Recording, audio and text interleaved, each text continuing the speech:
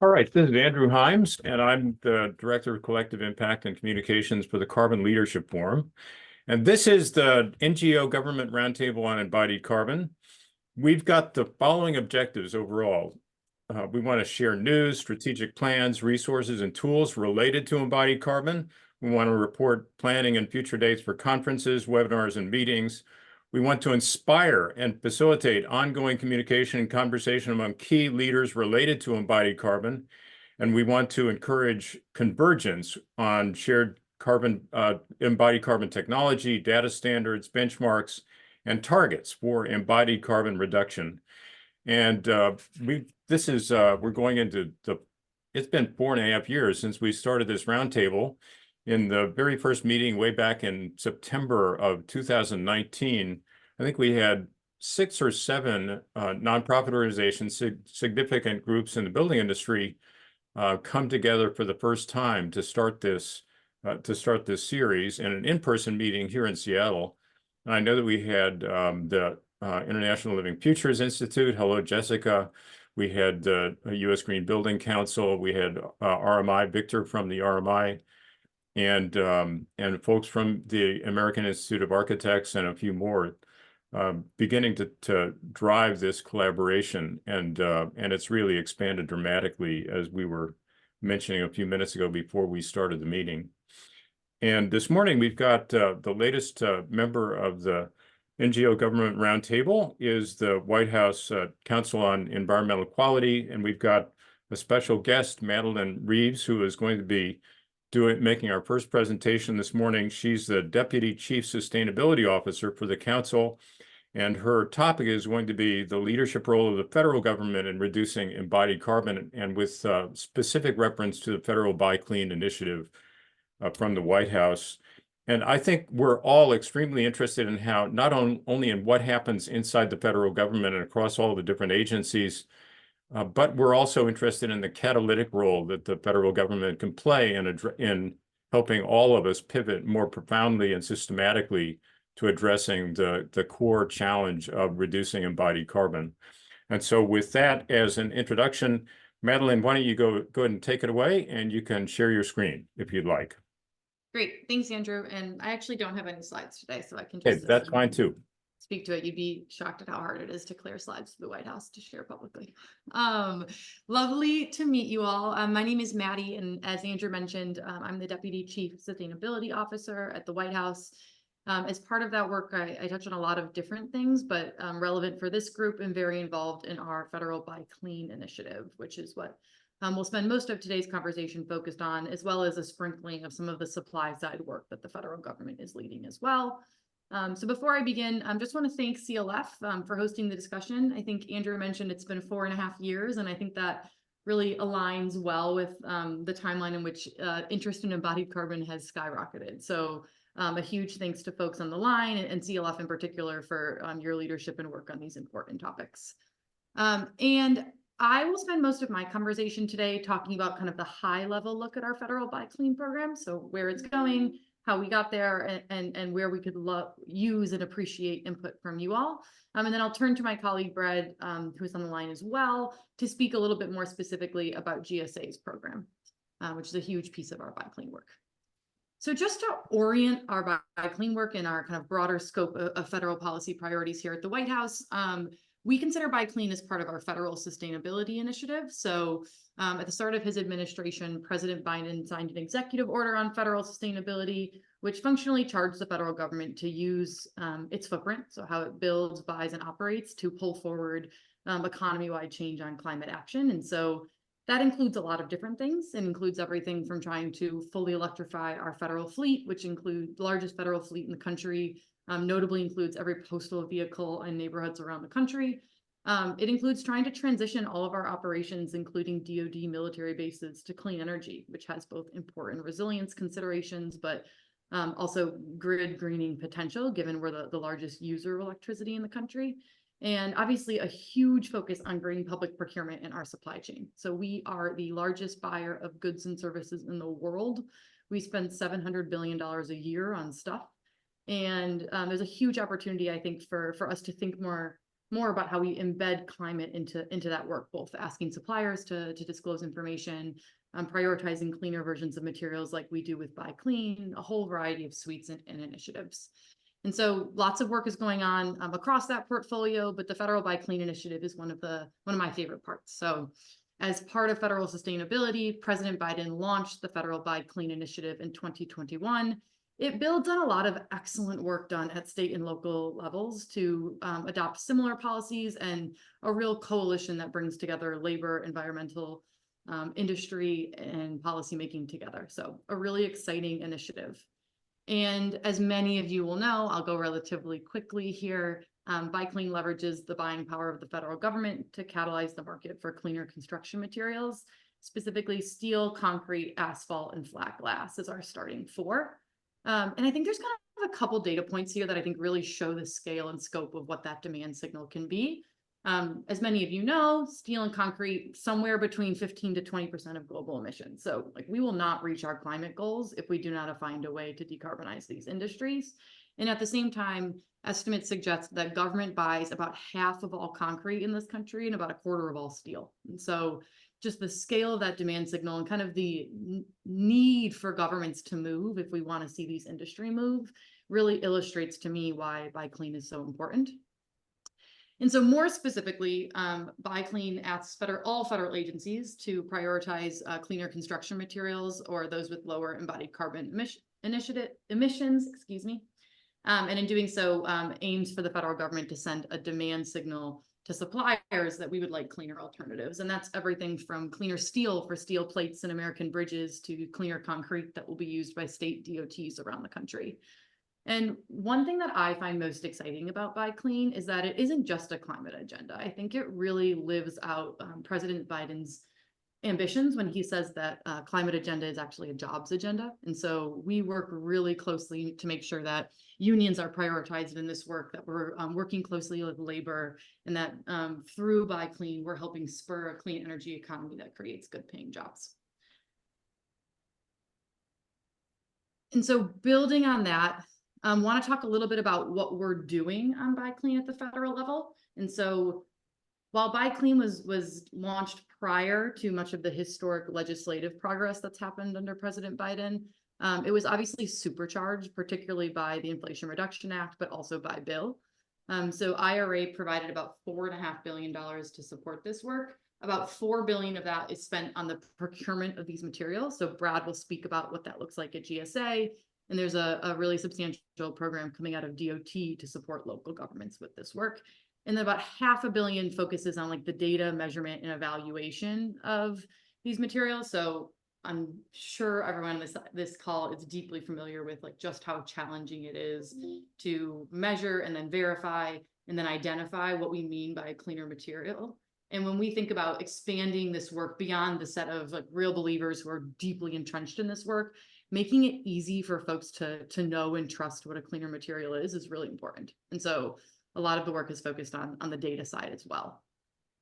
And so I won't talk too much about GSA's work, as Brad will get into that in a little while, except to say that in late 2023, GSA announced plans to spend just over $2 billion on cleaner construction materials at 150 projects around the country, covering nearly 40 states.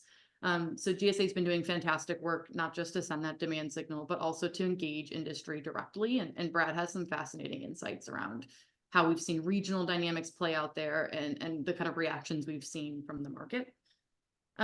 We don't have a representative here today from DOT, as I believe they are running their truly 50-state engagement with every state DOT over the course of this month, so kudos to them. But in March, they launched a $2 billion program to help states and local governments buy cleaner materials.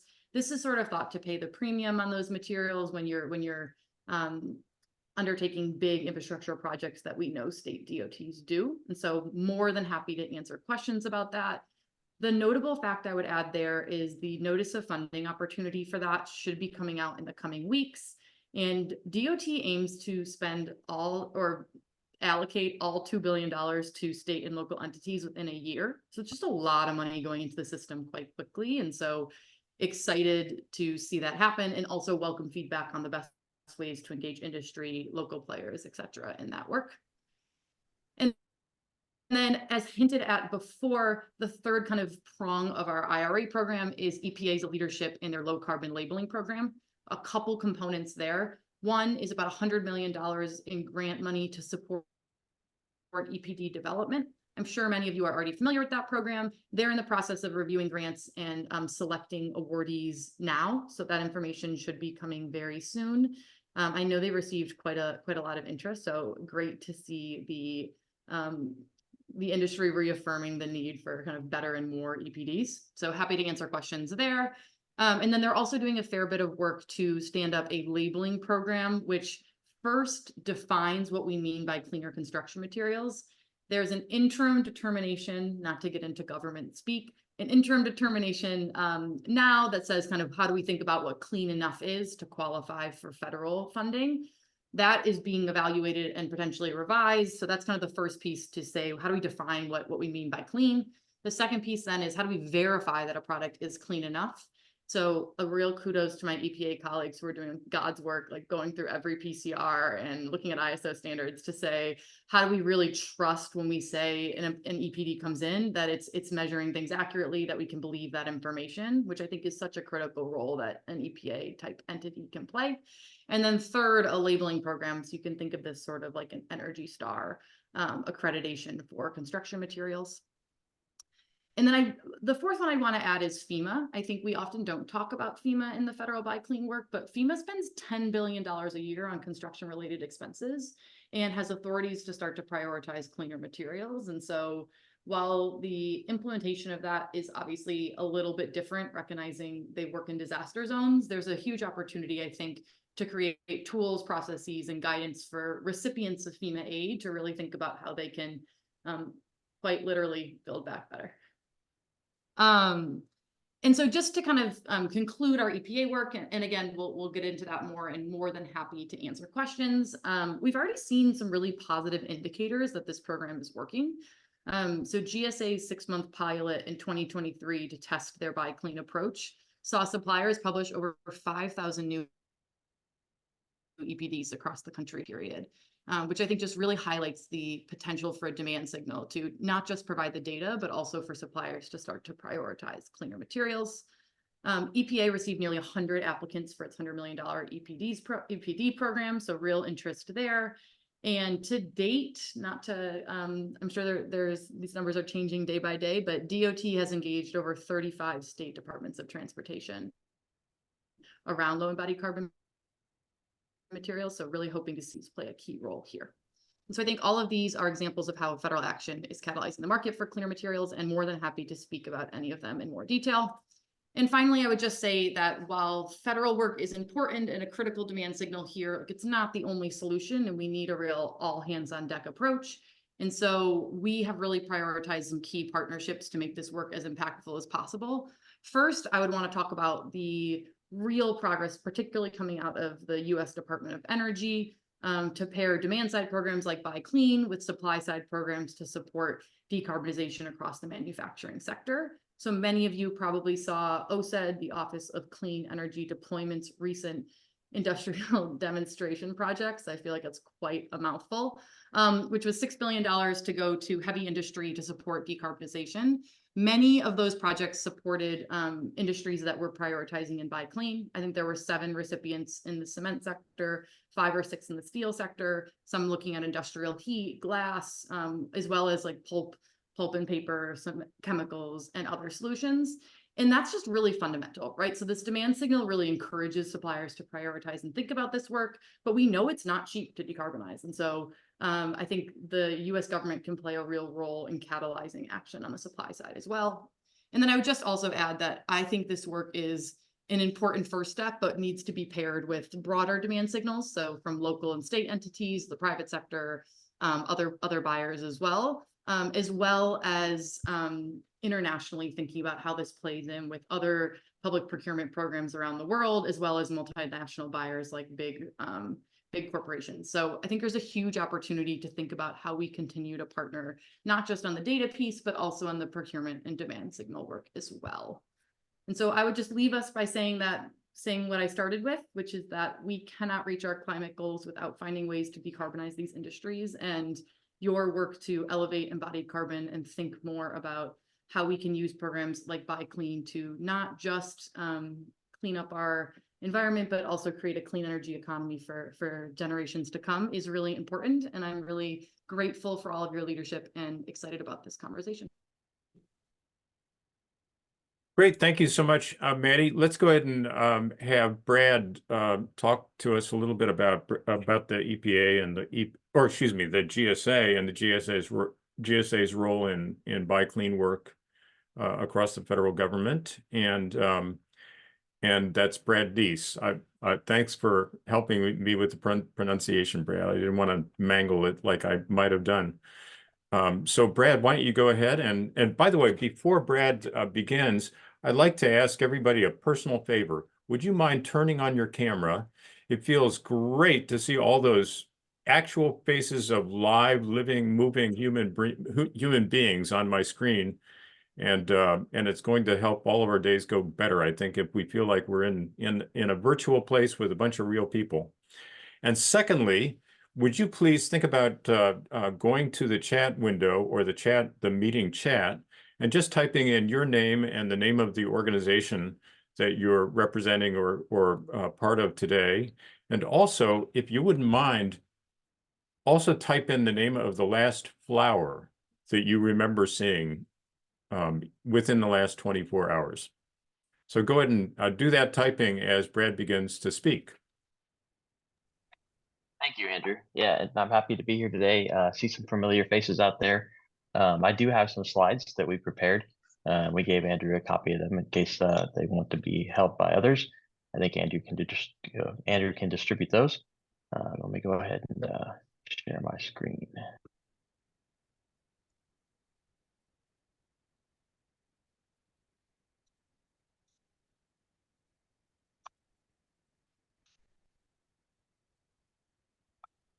Great, we can see it.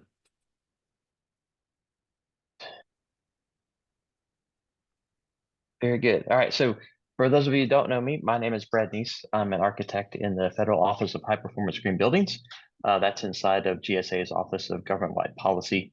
And currently my work is focused on our Buy Clean actions, including representing GSA on the Federal Buy Clean Technical Advisory Group with my colleague, Walter Tersch, who couldn't be here today, the Interagency Product Category Rule Committee, the GSA's Embodied Carbon Task Force, and of course, the implementation of the Inflation Reduction Act, our section on low embodied carbon materials. So it's interesting to hear Andrew's reflection on how long you all have been meeting, because when I came into GSA, I was studying this, and that was 14 and a half years ago.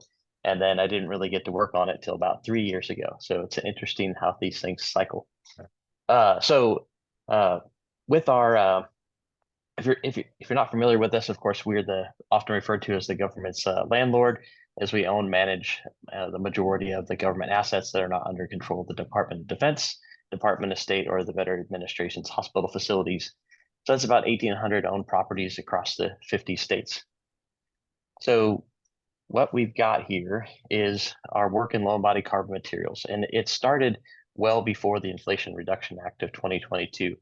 In March of 2022, we had added requirements for low embodied carbon asphalt and concrete to the P100, which is our facility standards guidebook. So all of our own facilities and certain lease facilities must comply with the P100.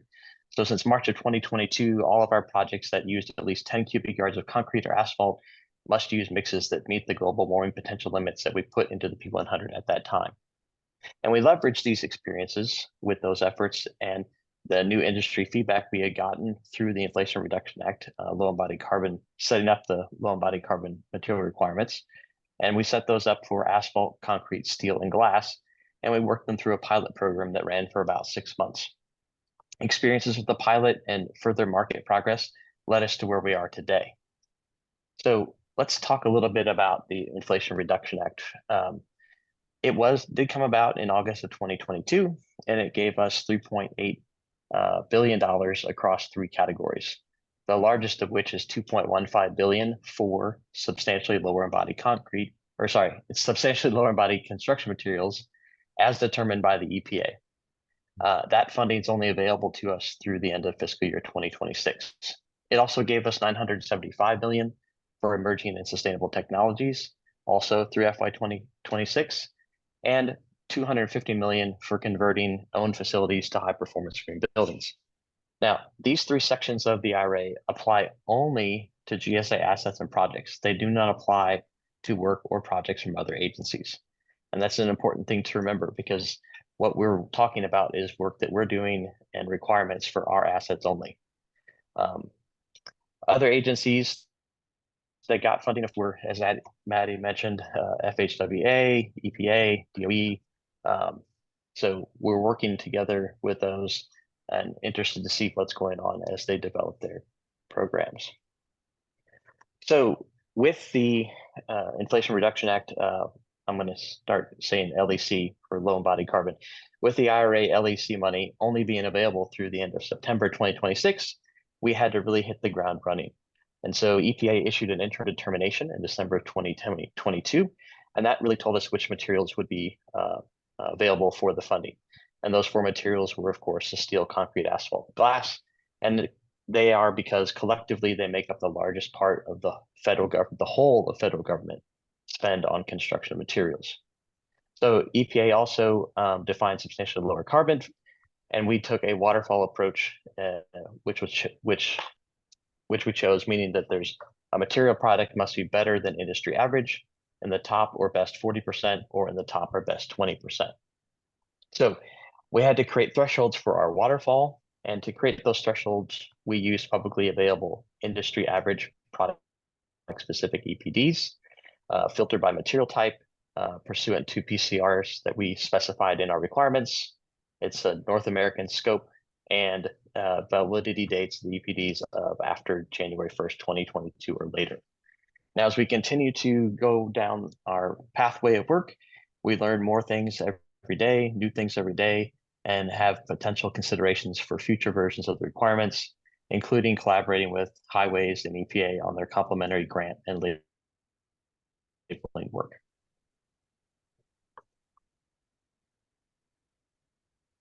So some things that we've got going on. So concrete has been a challenge in some areas. Glass and steel have actually fast-tracked environmental product declarations. Maddie mentioned the growth in the number of those. And we saw a similar type of growth after we had done our March 22 limits for asphalt and concrete. Some of the things we've been seeing is developing EPD might have a competitive advantage. It certainly distinguishes the product manufacturer's offerings and shows market leadership. Getting the products listed in public EPD databases and maps is an imperative thing. It's interesting as you work around the country and the different projects that Maddie mentioned, who's got their EPDs available and who doesn't. I've come across facilities where they made EPDs, but they didn't publish them anywhere. And even their program operator doesn't have them on their site, but they have them. And some of them have had them for 3 years or so.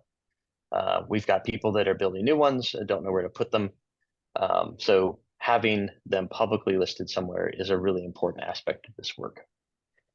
The funding received by us for the LEC materials in our program, there's no waiver in this process. In our 2022 standards for just asphalt and concrete that apply to every project, we do have a waiver process, but for the IRA funding, we do not have a waiver process, and that's because the law requires them to be substantially lower carbon materials, and the way that we're doing that proving is through EPDs. So we are going after the lowest carbon materials. If the 20% best, top 20% is unavailable, we go to the 40% and follow on through the scenario. So we've got to have materials that have a GWP lower than our applicable average limit in order to fund them with the IRA funding. So what you see here is a map. The top map here is the 150 projects we have going on across the country that are getting IRA funding in part. So we've got 150 projects spread out with the little yellow dots there. We have an estimated construction cost of $776 million for concrete, $464 million for glass, and $388 million for steel, and $384 million for asphalt. In the lower map, you see the current APDs available via EC3 for these four materials. And you'll notice some pockets with a lot of availability and some with limited availability. As Maddie mentioned, and I want to reinforce here, the construction industry has been responding to our pilot program requirements and our interim low embodied carbon material requirements. The American-made low carbon materials are available, but they're subject to these geographical constraints that is represented by these maps. So we found a wide variety of availability for low embodied carbon glass and steel based on some of the procurement actions that we have in progress. And market research is indicating to us that steel is available within all three limits, but not in all locations of the country. But unlike concrete and asphalt, steel is easy to get shipped around. One of the things people often ask is there a concern where we're just dealing with these four materials only? Well, one of the things we also have in our P100 is we have a whole building lifecycle assessment process. So we started this effort in 2022. We have our measure for whole building LCAs. Any new building or any major modernization, regardless of its funding source, must target a 20% reduction in the project's whole building embodied carbon for materials compared to the equivalent conventional project. So we specified this, which tools we could be used to get this done, as you see here in our P100 requirements. And the goal would be for them to prove this out through meeting the USGBC lead rating system requirement for that. Lastly, we've got some other publicly available tools and information about where we've been going and what we've been doing and what we've been finding. And we put these up on the Sustainable Facilities tool.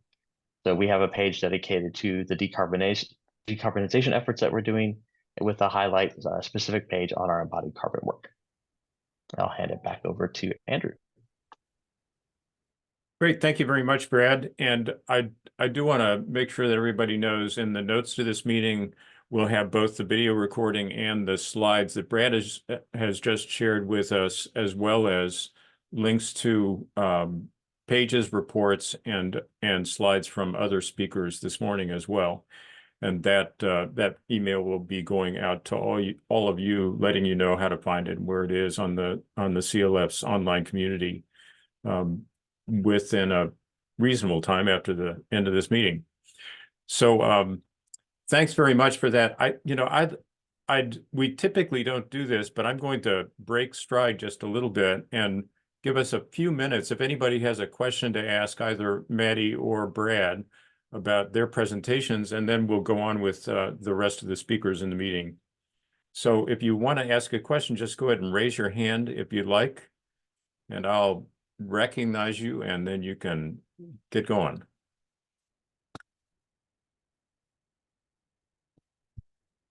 Francis, go right ahead. From Arup and the Structural Engineers 2050 initiative. Hi, can you hear me? Yes, we can hear you. Oh, thanks. Yeah, I put this in the chat, but I'm just curious if there's ideas about how to address non-road infrastructure that uses, especially, concrete and rebar.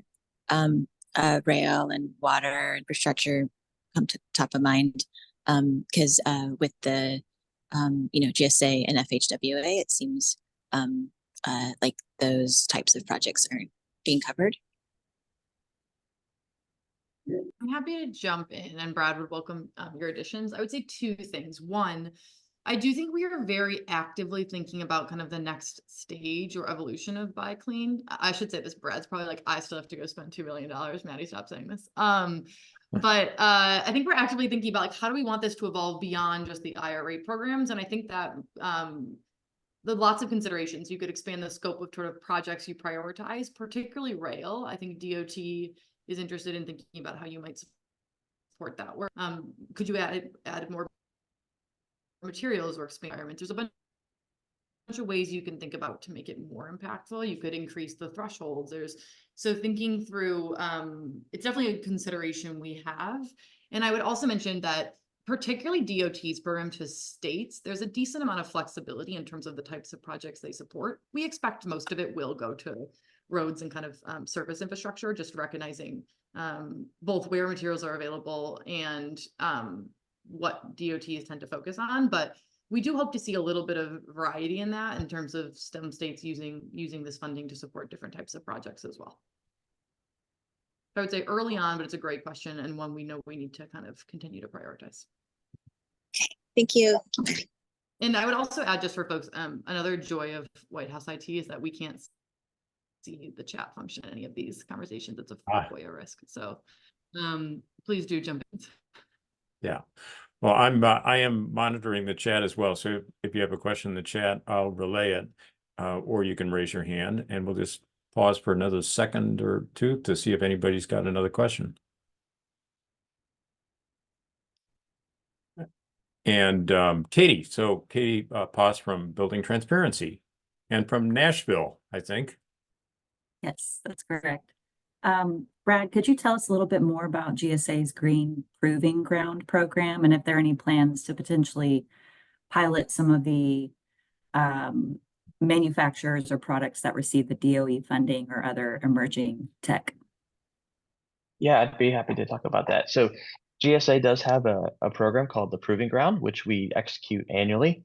And we are accelerating some of those things with the IRA funding that's for emerging and sustainable technologies and programs.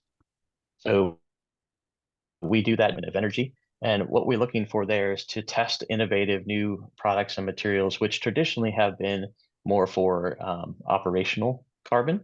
And so we've been working on expanding that into embodied carbon types of things. So we have a couple products that made it through last year's round, which we're testing. And those are concrete-based products. And I just finished this week. Actually, they're going through right now the set of applicants from that were shortlisted for this year's round. So I can't speak too much to that specifically, but we are aiming to expand that from just an operational carbon program to an embodied, looking at products that have innovations in embodied carbon. And I would just add, I think, Katie, it's a great question of how this ties directly to the DOE funding. And we've been in very active conversations there and are thinking through how we can be kind of in as lockstep as possible, but welcome ideas or suggestions other ways. And I should probably fill in a little bit about how that program works too. So GSA has authority to accept a certain amount of donated products or materials.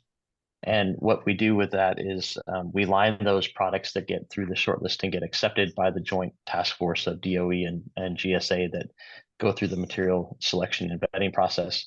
We're looking for products and materials that have passed research stage 6 so that they're ready for market implementation, but they don't have really much market pull yet. And what we'll do is we will line them up with a project that has that need. We're not going to create a project around a said material or innovation, but we've got, as I said, 1,800 buildings across the United States, and we've got things where we need to get them repaired, updated, upgraded, new agency retrofits, things like that. So we align the product with a need, and that's part of our selection process. And we'll go through and get the product installed. And DOE will come in on the backside after installation and do measurement and verification on that product installation, and then write a publicly available white paper, which we post on our GSA Proving Ground site on how that performed. So if it didn't work out, we also have funding set aside so we can pull that back out and put in a functioning technology. If it did work out, we move it into our pilot to portfolio program, where we start pushing those products out regularly to the design and construction teams, so that that's incorporated into our buildings, because we know it's something that works well and would be easy to replicate in that type of facility in the appropriate climate zone. Great, thanks, Brad. And Daniel, why don't you go ahead and identify your company or your organization as well? Hi, Daniel Clark, the Department of Environmental Protection. And this is going to be, I guess, related to concrete and cementitious products more than anything else. New Jersey has 2 laws that provide incentives for lower embodied carbon concrete products. And one of them, would allow our department in rule writing to write regulations, sort of define the level at which a carbon reduction technology would be eligible for tax breaks. Does that make sense? Okay. And one of the problems we're having, I guess, is how to figure out what qualifies and what's available locally. Nobody really makes a ton of concrete in New Jersey. And as I'm sure you know, a big part of the emissions from any construction materials can be the transportation. And so I guess, we're always looking for advice on where we could get started just in terms of what might be a reasonable reduction in carbon footprint and sort of how to figure that out, that, you don't want to set that threshold too high and have nobody take advantage of the tax incentive, but you also don't want to set it too low and, reward people for doing something they were going to do anyway. It's a really great question, and one that takes up a lot of our time at the federal level as well. So appreciate the challenge. I think a couple comments. One, I do think EPA's forthcoming work will be helpful here. They're aiming to not just define what they think is clean, what they define as clean, as stipulated by IRA, but also to release kind of quintiles of GWPs for materials across the country. So basically saying, we're looking at all the EPDs submitted, we're going to verify those are good enough, and we're going to tell you kind of like where the market breaks out today. I think some very open questions there are obviously how regionality plays in, which I think you spoke about, and particularly on concrete becomes really important. And just how detailed those thresholds get. But I do think happy to connect you with those folks because I think they're doing really important work that might be helpful. And then I would say is I know there's other suppliers and who their learnings from. So New York program that they've been implementing, and I know they're really working through a lot of the data pieces. So happy to connect there. And then 2 DOE projects on the concrete side are on the East Coast. So one in Massachusetts with Sublime and one in Maryland. And so those could be also top tier to pull in as you think about like, what are you trying to incentivize? Are you trying to incentivize truly the really innovative stuff that's kind of the products of the future, or just kind of, do you want it to be more applicable to a broader subset of suppliers? So Yeah, and if I could add, if you have out and started talking with the National Concrete Ready Mix Association, right, the industry associations are key to a lot of these conversations, and we really enjoy talking with them and learning stuff and sharing with them what we're seeing. National Concrete Ready Mix Association has been very advanced and forthcoming in regards to trying to get that industry more populated with EPDs. And they've even got some back of the napkin tools that are helpful to some of the smaller shops out there who maybe haven't gotten into the EPD or don't have technical staff to understand how to go do an LCA, to follow a PCR, to get an EPD out there. And we've come into some of the pockets that I was trying to mention with the maps, right, where there's not EPD availability because they aren't there. I mean, it might be because they haven't yet, it might be because, and so we've coordinated sometimes with NRMCA and gone and used the back of the napkin method that they have, and found that some of the standard mixes actually meet our 20% threshold. And it's just a matter of getting that EPD created and out there. Thanks, Brad. I'm going to apologize to Richard, Kevin, and George because we're going to pause questions right now. We have this is designed to be a 90-minute meeting, and we have another 10 speakers. So we're going to run out of time. If we've got additional time at the end of the meeting, we'll return to this subject and see if there are any other questions or comments related to these topics. So I'd like to move ahead now. Michelle Lambert, who is a CLF researcher and is one of the folks who coordinates the Embodied Carbon Harmonization and Optimization Project, which she can tell you a little tiny bit more about and give you the latest short update from ECHO. Michelle, go right ahead. Great, thank you, Andrew. I'm just going to give a brief update on where the ECHO project is and where it is heading. And I will put the ECHO project website in the chat. Apologies to the federal folks who are not going to be able to see the chat, but it's basically echo-project.info. Hopefully you've seen the website already. And So I think we gave an update last time, but just very briefly, the ECHO project stands for Embodied Carbon Harmonization and Optimization Project.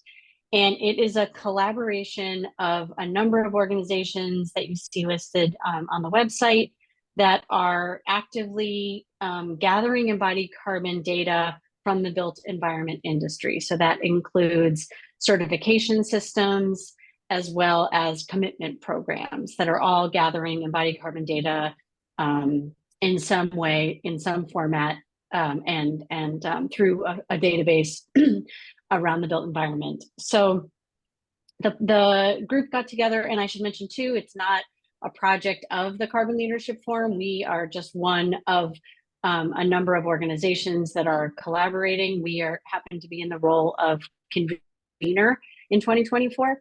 Architecture 2030 were the conveners in 2023.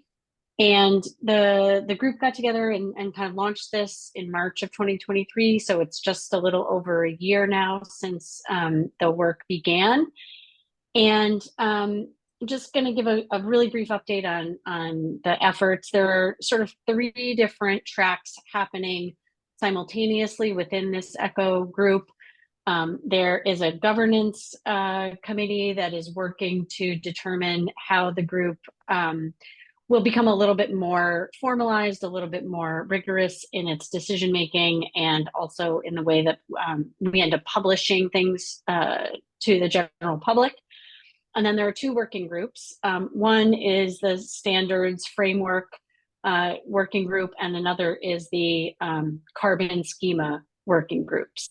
So the standards group is both looking at different standards and evaluating them that are being published and developed by other organizations and entities. So ASHRAE 240P, for example, that public draft is out. So that group is looking at that standard and evaluating, if that essentially meets the needs of what this group came together to develop as a framework from the beginning. And just as a sort of schedule update, that group meets bi-weekly, and so really doing a lot of work this spring and into the summer, hoping to kind of wrap up all the evaluation of the standards and other frameworks by early June, and then potentially, depending on what the outcome is, publishing something for review at that point, sort of June, July.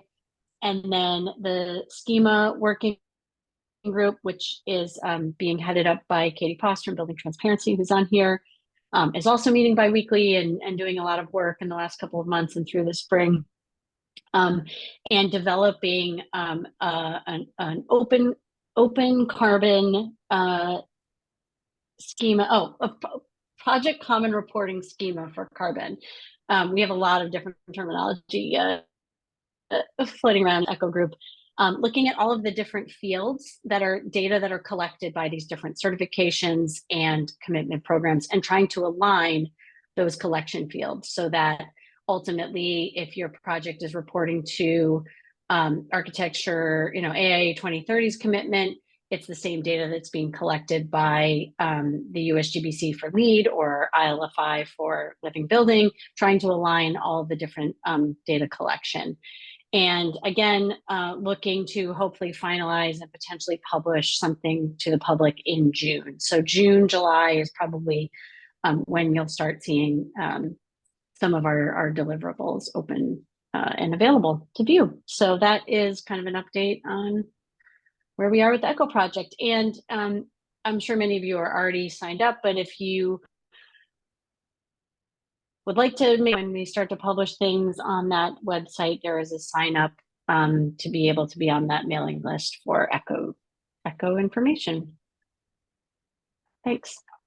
Great. Thanks so much, Michelle. And now I think we've got Milad Ashiani. Milad, are you on right now? And if you are, just go ahead and speak up and you can share your screen. Milad is a CLF researcher, and he's going to tell us all about the most recent significant technical document or toolkit that CLF has just published called the Embodied Carbon Toolkit for Roadway Infrastructure.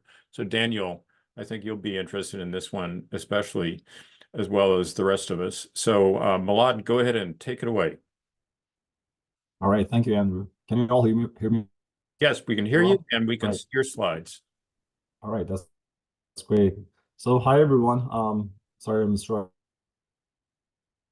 with my apologies in advance if I sniffle a lot. All right, so yeah, I think it was a very good segue to my presentation here. So we recently published our roadway infrastructure toolkit for embodied carbon, and we are very specific about roadway infrastructure here because I mean we hear people talk about infrastructure here and there, transportation infrastructure in general, but we all know that that encompasses a lot of things, a lot of different materials and a lot of systems. So with that, this is a very rough outline of what I'm going to go through, and I'm going to just page through all these slides quickly because I'm trying to kind of fit it into a 5-10 minute time span.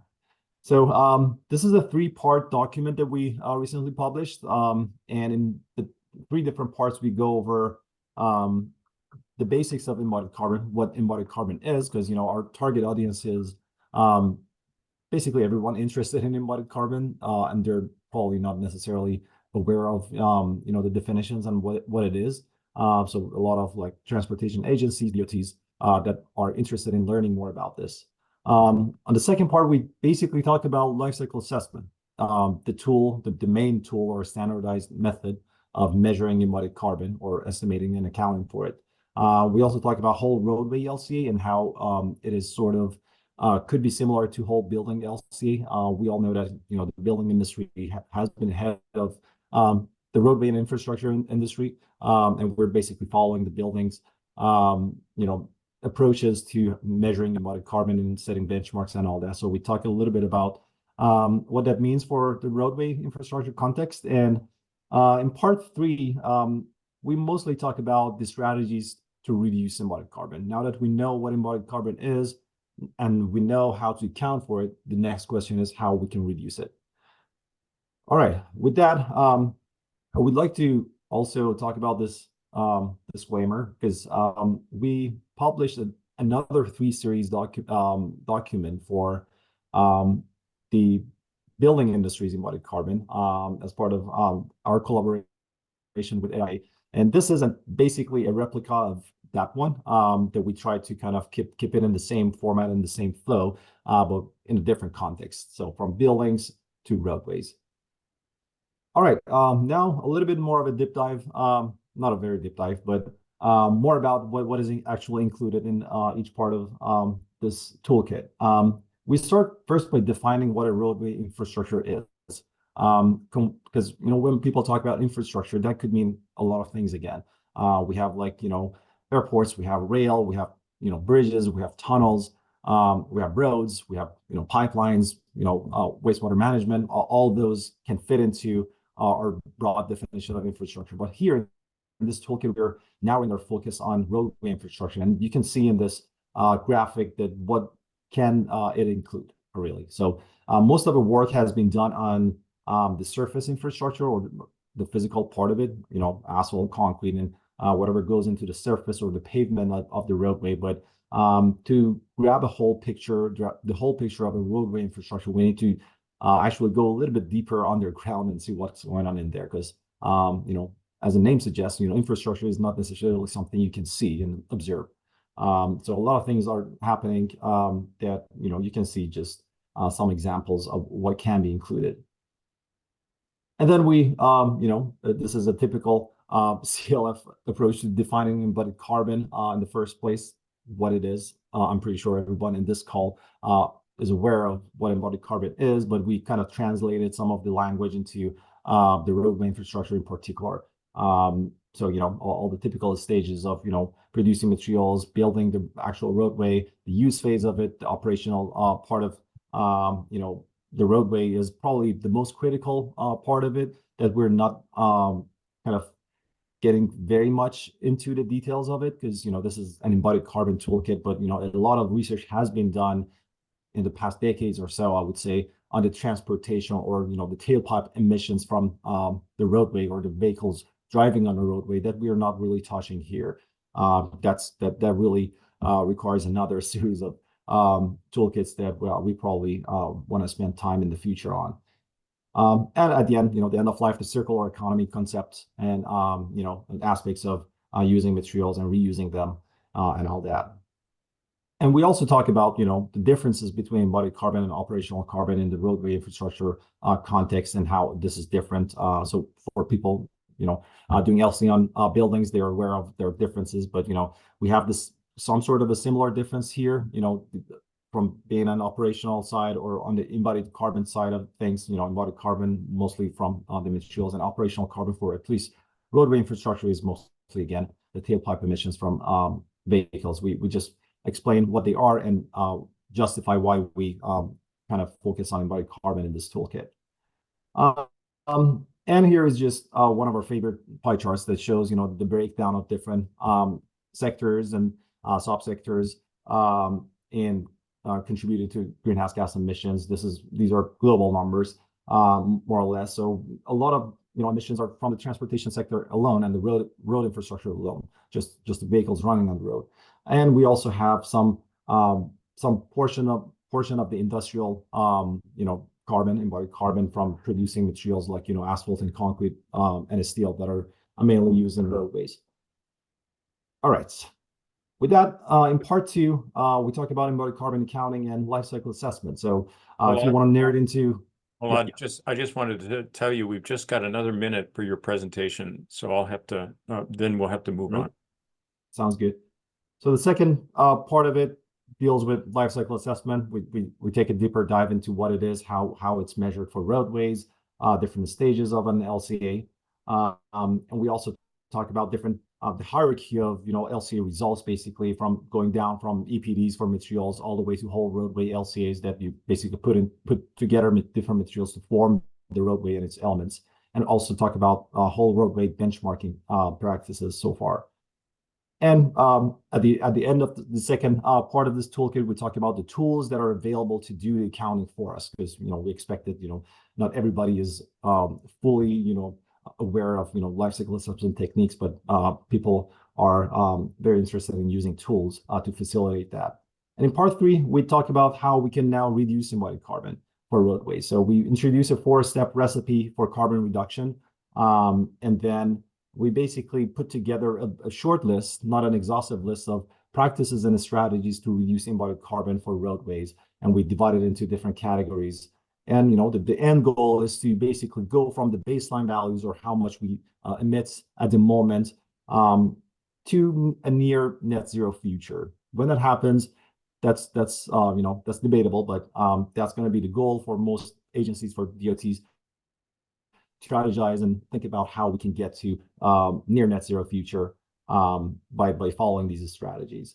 And the toolkit is now available on our website. You can just go ahead and take a look at that. If you had any questions about it, feel free to reach out to me. Here's my email address, and thank you so much for your attention. Great, thanks much, Milad. And now I just wanted to make a note that there was some confusion from a technical standpoint on how long this meeting was going to last. So the few people had it on their schedule for 1 hour and are going to have to jump. One of those people I want to call on right away, Annie Bevan from Mindful Materials, if you'd go ahead, and then we've got several people after you, and we plan to finish by 9:30 Pacific time. Great. Hi, everyone. Nice to see you all. Thank you, Andrew. Thanks so much to CLF and this group for organizing yourselves. Just want to make sure you can see my slide just really quickly. Yep. Okay, great. So I'm Annie Bevan. I'm the CEO of Mindful Materials. We are a 501c3 nonprofit in the United States. And we exist to connect the community of the built environment, to remove barriers, eliminate confusion, and build foundational work to see a world where holistically sustainable products are the norm, and the economic model of sustainable materials serves everyone.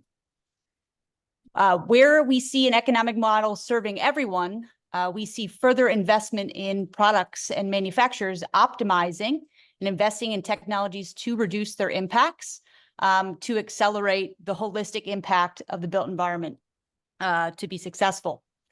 And we do look at sustainable materials holistically. We are not solely focused on carbon, though we do address climate health in our work, but it is one of 5 impact categories that we look at and are providing resources to the industry for. As we all know, climate health and embodied carbon, there are many other impact categories out there like social health and equity, human health, biodiversity and circularity. All of them intrinsically, as you reduce those impacts, also reduce carbon. And so we're working to bring the industry information and resources and tools and data, connected data, that allows the industry to quantify the holistic impacts of building products in projects, benchmark those projects, and actually see how they can work to optimize them holistically. So how can you measure the holistic human health impact of a building and compare that to the holistic carbon health of a building, et cetera?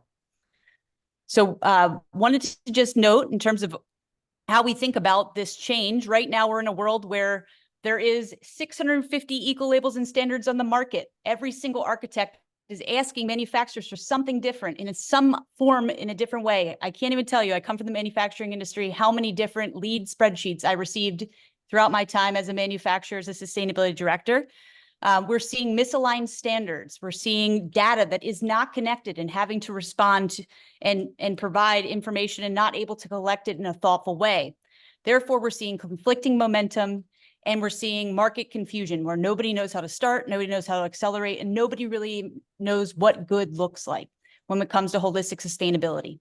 So Mindful Materials, in order to foundationally support the industry in achieving a world where we can actually quantify the holistic impacts of products and projects, see a world where we need a common language for what sustainable building products are. We need a clear market signal and demand levers where everybody is asking for the same thing in the same way. And we need data that is connected and flows so we can actually start to quantify the holistic impacts of products and projects. We are doing this by creating the Common Materials Framework that we launched in June of 2022. This looks at climate health, human health, ecosystem health, social health and equity, and circular economy, and maps 650 plus or 150 plus eco-labels and standards to these impact categories, and goes all the way down to the data level. What data exists in these standards and eco-labels that is being verified? We are then releasing on April 30th, really excited for these resources to come out, but a subset of the Common Materials Framework, the 150 eco-labels and standards actually comes out to thousands of data points we've been asking the manufacturers to address and understand, including carbon. We are coming out with an ability for the industry to focus and prioritize on what we're calling the first factors. Here are the first 50 data points we want all manufacturers to focus on that spread across carbon, social health and equity, biodiversity, human health, and circularity. The next step that we're going to be working on to facilitate is what we're calling the Sustainable Product Data Hub. As a manufacturer receives the same request from every architect and designer out there in the market or building owner, they will have a means to digitally respond to those architects and designers. And that data will be found where design is actually happening. So we can actually start to see data flow becoming a part of workflow tools. So we can actually start to create decision-making tools on top of that data to determine what is the more sustainable product holistically, comparing across all of these impact categories, make different purchasing decisions, and ultimately start to benchmark and track the holistic impact of product level decisions and projects. We can then produce ESG reports that are actually based on the products that we're choosing to use in our buildings. We actually will then see likely, we're trying to create a world where we see a world where there is actually greater value for buildings who have less impact in the products that they're choosing, which will drive more optimized products and reduction of impact, in which case we'll see more clear ROI to incentivize more accelerated investment in sustainability and ultimately get to the regenerative materials economy. Andrew, I'm sorry I went over 2 minutes. It's very hard to get all of this work out there in 2 minutes, but wanted to share that. And I really appreciate everybody's time today. And nice to see all these familiar faces and appreciate the federal government's and President Biden's investment in this work. It is essential for us to scale this impact. So thank you all. Right. Thanks very much, Annie. Appreciate that you could stay on as long as you could. And thanks for that report. We'll make sure that all of these links that you're putting in the chat window, all the references to documents and publications, as well as web pages, are reported as part of the meeting notes. Next on our agenda is Kaylee Howd from Bureau Happold, and also a member of the steering committee of the MEP 2040 commitment. And so Kaylee, what is the MEP 2040 commitment, and what's the latest news from MEP 2040? Thanks, Andrew. Are you able to see my screen? Yep, we can see you and hear you. Perfect. So the MEP 2040 commitment really does embody whole life carbon, but we're going to focus on the embodied carbon aspect of that. And it really is a critical part of that whole building equation that's been missing for so long, especially in the United States. And we really would like to follow our counterparts in the UK with the Greater London Authority and Danish Ministry kind of example of including MEP systems in their whole building equations. So one part of that is fugitive emissions. So minimizing refrigerants. Now, we've done a great effort in gathering leakage data because any amount of refrigerant that leaks into the atmosphere is the single highest carbon source within MEP systems, and it sometimes laps the structural systems in buildings in terms of the carbon. It is also a massive contributor to the global PFAS crisis, and some of those refrigerants, like R1234ZE, that we think of as being incredibly low carbon, actually still contribute to global PFAS crises. And that is a huge miss for us not to include that aspect of human health, to Annie's point. So we really do need to consider all of the impacts around this. So refrigerants, number one headline around MEP, need to consider them, and any amount that leaks the atmosphere. ASHRAE 240P, having a standard around embodied carbon and what is included. We need to include the right things around MEP. We don't want to include every little device because MEP is incredibly difficult to quantify, as well as interiors, right? MEP and interiors have historically not been included in that whole building equation. It's typically just been structures and facades, but we want to include the right things when it comes to MEP. So we've been very closely tracking ASHRAE 240P and making comments on those drafts and making sure that the right items are included based on those studies that we have done through MEP 2040, and making sure that we are including the big ticket items around equipment, pipes, ducts, cable tray, equipment for both electrical and mechanical. So making sure that we do have those inclusions there, refrigerants as well. And then US MEP EPDs. So having a swath of environmental product declarations available to us has not been the case at all for MEP. We're finally starting to see some movement in the market due to owner engagement.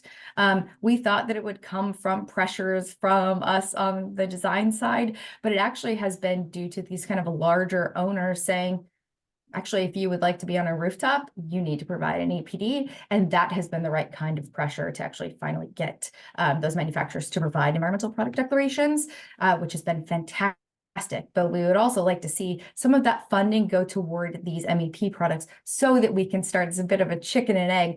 We want to start doing these whole building, true whole building life cycle assessments, but we need the EPDs available to us. But for the moment, we've been leaning on European EPDs to round out that equation for us so that we're able to do these foundational studies of what it would mean to have a true MEP whole building assessment. So we've started to do these foundational MEP 2040 projects where we're kind of establishing what would that foundation look like based on the ASHRAE 240P rules that we're starting to embed. What are those guidelines for project takeoffs for MEP, and then embedding those kind of European best in class at the moment EPDs, and what does that look like for the time being. So that's really what it looks like for MEP for the time being. And we really do need to include things like replacements around MEP because they do happen so frequently, or kind of changing out equipment much more frequently than you would something like a concrete slab. So making sure that we're taking that into account around MEP systems. But that's all I have. Thank you so much. Great, thanks a lot, Kaylee. And Kaylee and I are both members of the steering committee for MEP 2040, the project that got started. It was, I guess, almost 3 years ago that we came together for the first time. a bunch of members and participants in the Carbon Leadership Forum proposed that CLF create a challenge for MVP practitioners, MVP engineers, and then ask for a response from and commitment from the industry. And that then happened, and the 10th quarterly forum for the MEP 2040 commitment is going to take place on June 24th, finally. And it'll be focused on specifying, procuring, and meeting embodied carbon MEP requirements. And I'll include a link to that in the notes for this meeting as well. So thanks a lot, Kaylee. The next speaker, I'm extremely personally excited about, actually. Lisa DeLude is the Director of Sustainability for the University of Washington. And since 2010, the Carbon Leadership Forum has been housed at the University of Washington. We're now going through a transition. You may have seen the announcement that the Carbon Leadership Forum is going to be launching as a separate independent 501c3, and then also continuing our work with the university with a newly established life cycle lab in the College of Built Environments here at the university. But when I joined the Carbon Leadership Forum several years ago, one of the things that I was interested in was, what is the University of Washington doing related to this challenge? And I found that the answer was virtually nothing. There was something called a green building plan, or a green building set of requirements that amounted to just a few bullet points on a single slide. And when Lisa came in to take some real leadership of the sustainability programs at the university, she really doubled down on revising and transforming and advancing in a qualitative way what the university was doing around Scope 3 emissions. So Lisa, would you please give us the latest big announcement from the university and what you all have been doing here in Seattle? Yeah, thank you so much, Andrew. Can everyone hear me okay? Yep, we can. Okay, good. What a lovely introduction. Thank you so much. And we're really so fortunate to be working with Andrew and CLF on new green building standards. So is it okay if I share a slide or two, Andrew? Yes, please, go ahead. Okay. And I know that we're sort of short on time, so I'll try to keep it really quick. But we have, as Andrew has said, been working on updating our existing green building standard. So UW's old green building standard really just addressed new construction and major renovation. And we had three pretty simple targets. Water, we wanted to conserve 50% below code. Energy, 15% below code, and we had a LEED Gold requirement. We've been working for about a year with a consultant team to adjust that, finding that the water target was difficult to achieve just because the city of Seattle in particular already has very stringent requirements around this. So 50% below code was a real challenge for most projects. And then the energy target, as Washington State's regulations, as well as City of Seattle's regulations, have changed to be much more carbon-based. We have both EUI reductions and carbon-based reductions. We really wanted to address that as well, so they're better aligned with state and city requirements.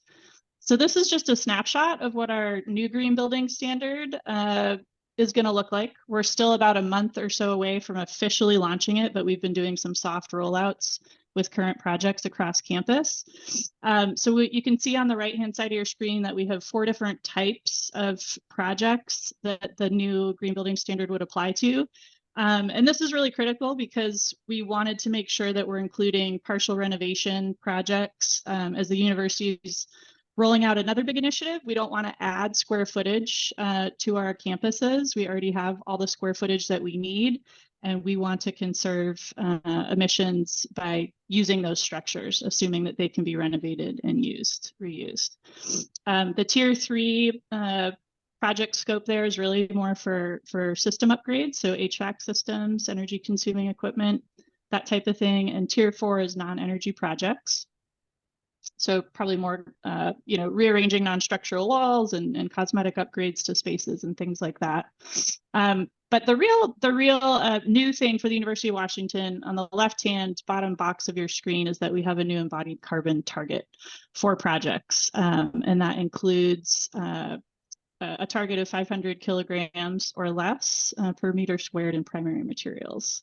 So I think I'm going to leave it there and keep it short. I know you have other speakers, but looking forward to rolling this out and we have a pretty robust package of materials that will be the new standard for University of Washington. And thanks so much to CLF and Andrew for your leadership and partnership in helping us get to where we are.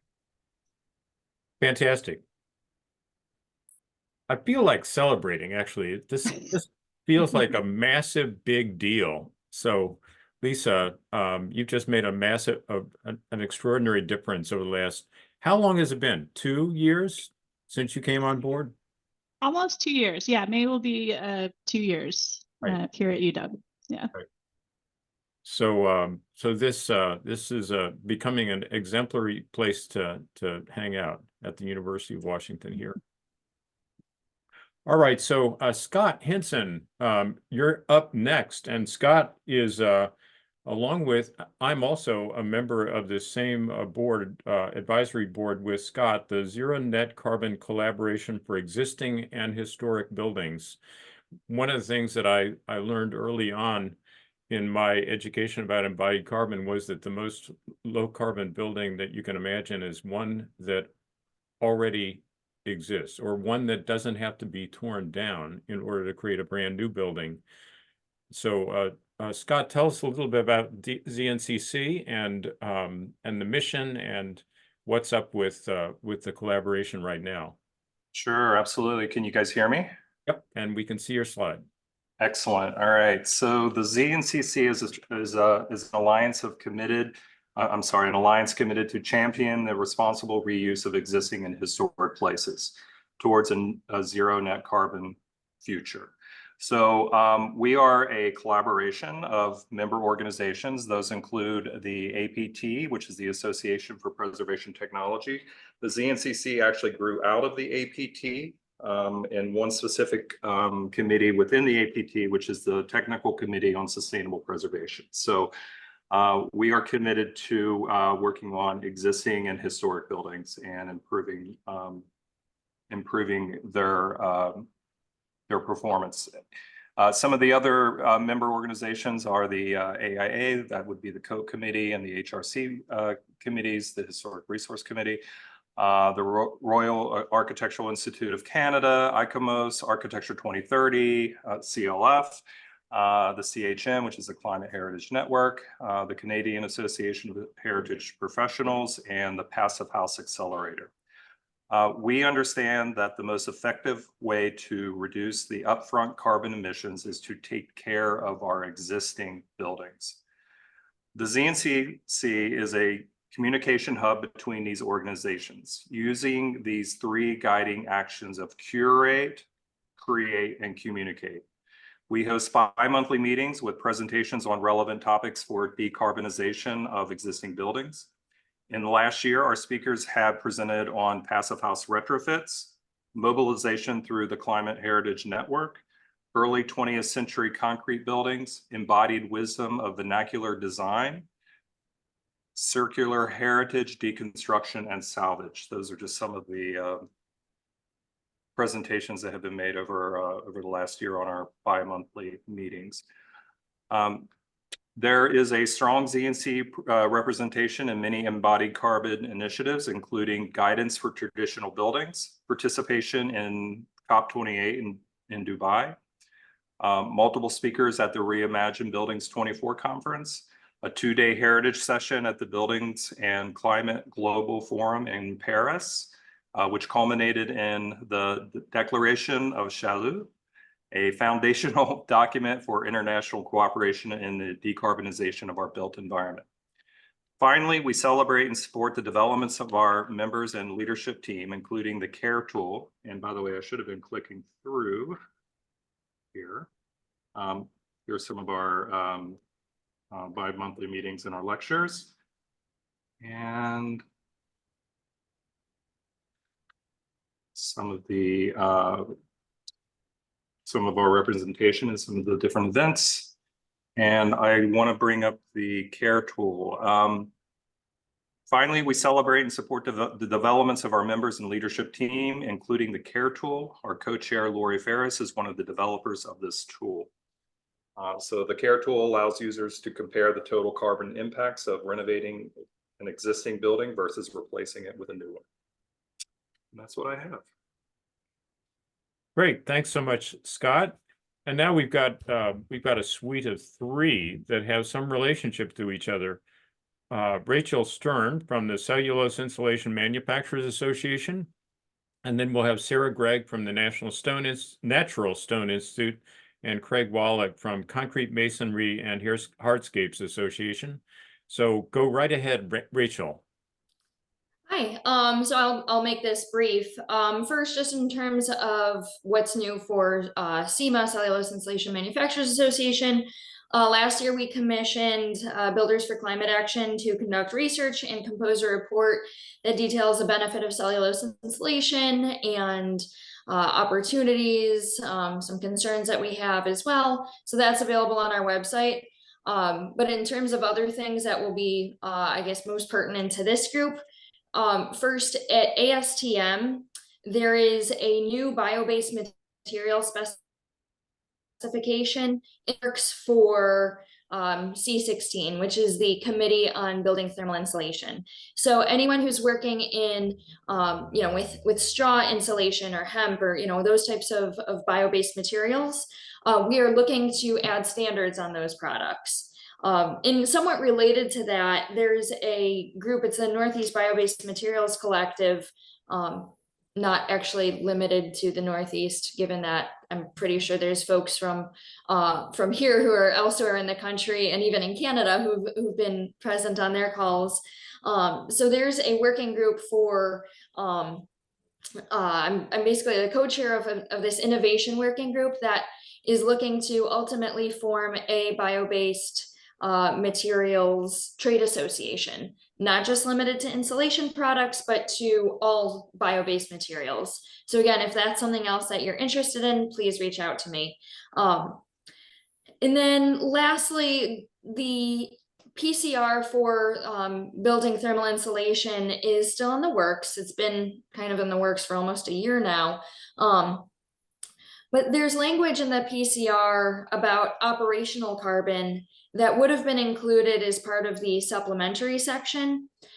We're concerned as a trade association that they're trying to, a particular trade association is trying to put this language and trying to influence some of the calculations in the operational carbon section. And so while that might not affect things from like a, EC3 standpoint, where you're looking just at the A1 to A3 modules, when you look at the full global warming potential, that could cause some of our other materials and other insulation products to basically try and use the operational carbon benefits of putting insulation in a home as an opportunity for greenwashing on the embodied carbon front. So that's just, again, brief update, and I'll put my email in the chat for those who want to participate in either ASTM or this Northeast Bio-Based Materials Collective and want to contact me. So that's all I've got. Thank you. Great, thanks a lot, Rachel. And now Sarah Gregg from Natural Stone Institute, and this is another new member of the Embodied Carbon Roundtable. So welcome to you, Sarah, and thanks for joining us. Tell us all about your institute. Sure. And I do have a few slides that I think will help to illustrate what I have to say today, but it looks like it's disabled. You can now go ahead and do that, Sarah, I think. Okay. Thank you. All right. So Sarah Gregg with the Natural Stone Institute, and here to talk to you about natural stone. I'm going to try to keep it really short, but I want to make a case for prioritizing natural stone in projects with green building goals.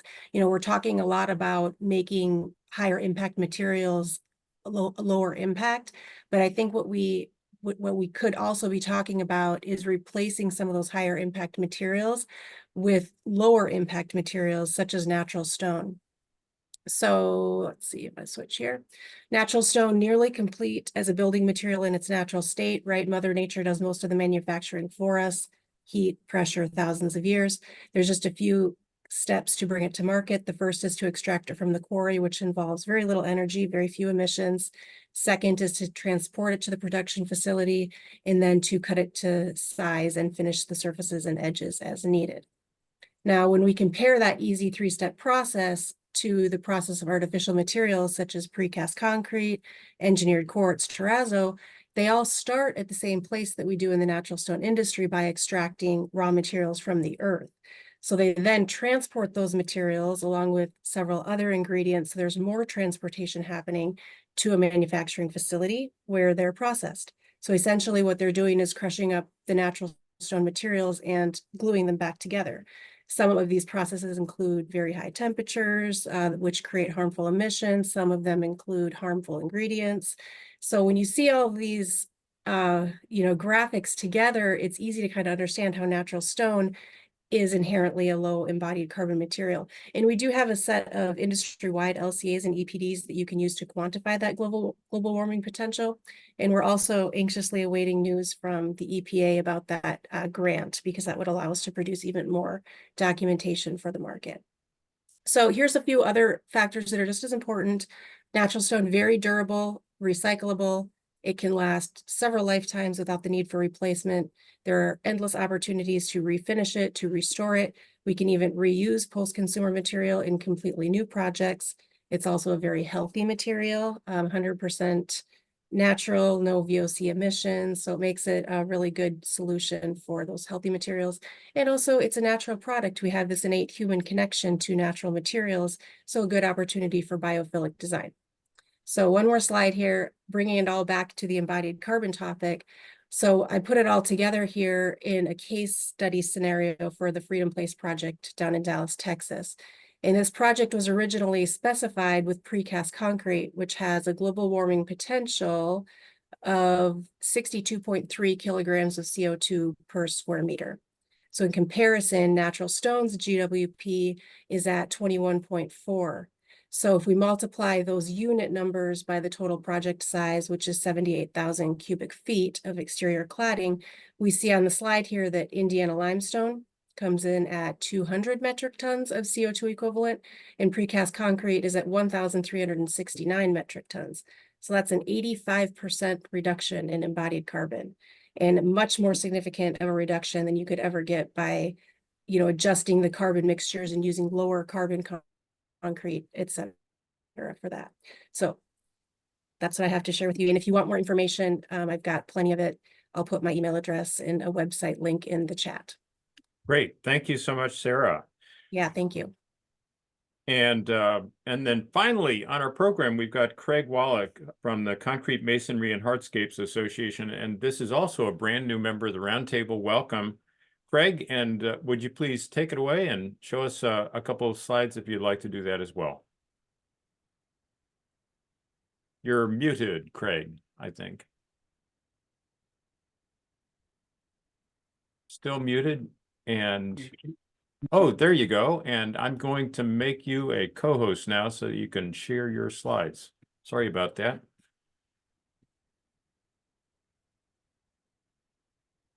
Muted. Craig, you're muted. There you go. All right. Am I unmuted? Perfect. All right. All right. Great. Thanks. We're really happy to be here and be part of this roundtable. Just want to share some of the stuff that the CMHA is doing around embodied carbon. CMHA, you may know it more as NCMA and ICPI, the organizations that represented block and pavers. They came together a couple of years ago and formed CMHA, so it's all under one roof. And we represent the manufacturers of manufactured dry cast concrete products, blocks, pavers, SRWs. And our message really is that all concrete is not the same. Actually, dry cast manufactured concrete is very friendly in terms of embodied carbon compared to other concretes. And the main reason for it is because we are dry cast, and being dry cast, we never get to that soup stage, you know, to a slump stage like ready mix. And so when we pack it in, no matter how well we pack it, we get these interconnected voids, even in the tightest pavers. And that's pathways for the carbon dioxide to get into it for both natural carbonation and also for the new innovative low carbon systems that use reduced amount of clinker, or that use other systems that carbonate instead of hydrate, right?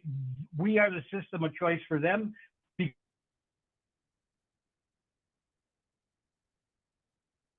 because both of this introduce CO2 there. So we see both of that.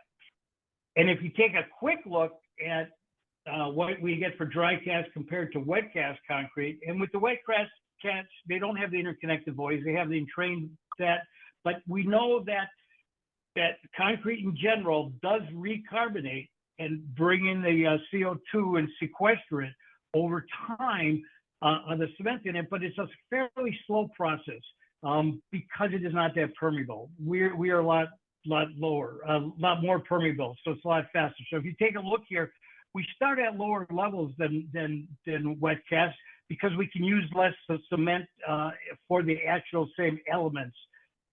If this represents the bottom part is operational carbon for making the cement.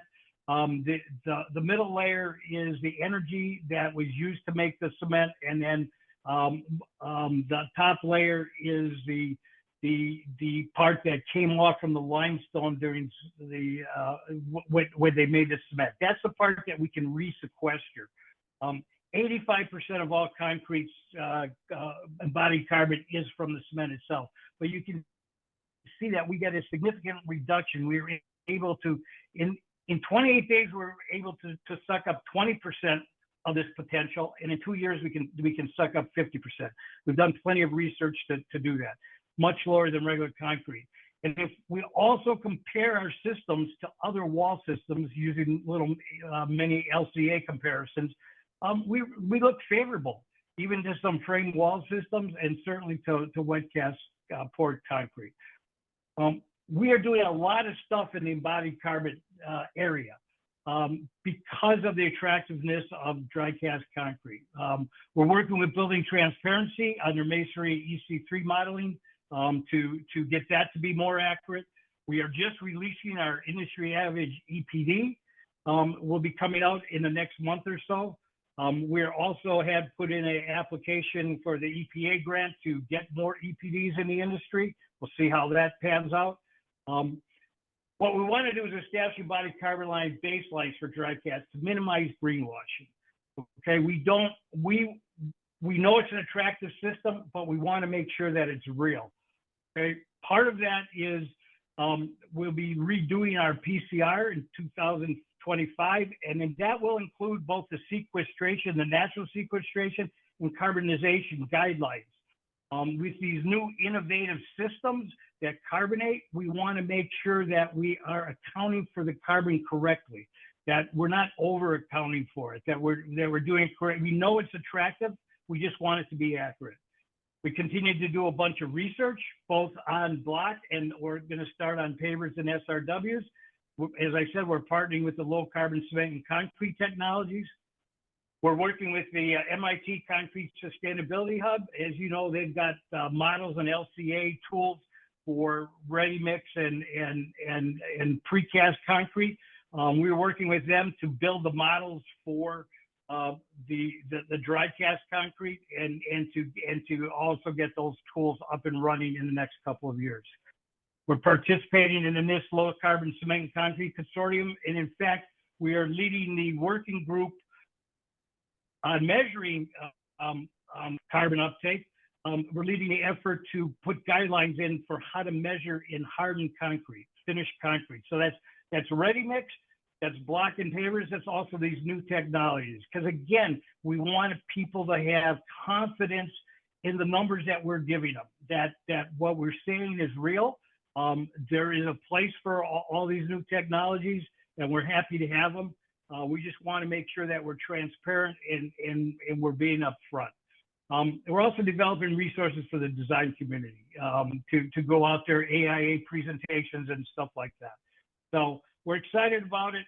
It's an area that is dear and near to our heart, and that we are doing a lot of effort in.